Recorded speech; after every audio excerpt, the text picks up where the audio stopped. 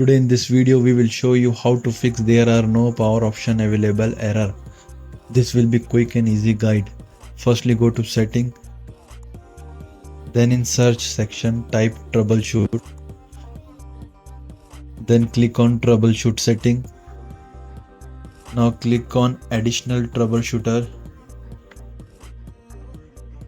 In power option click on run the troubleshooter.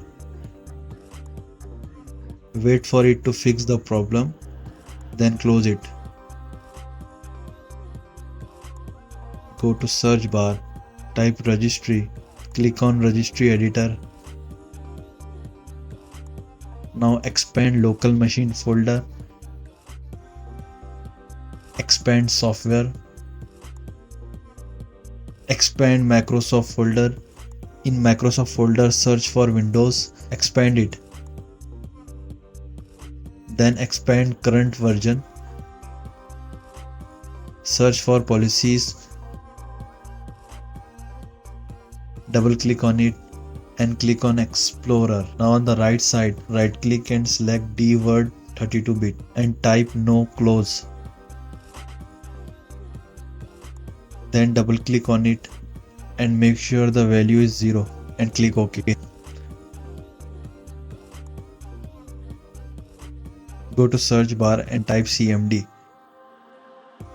Right click on CMD, click on run as administrator. Now type this command and press enter.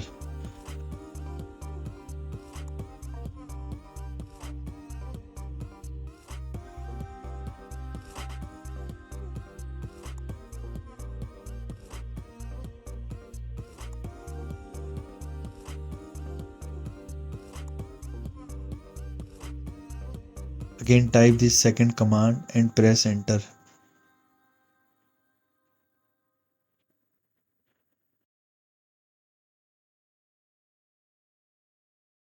Now restart your PC. I hope your problem will be fixed.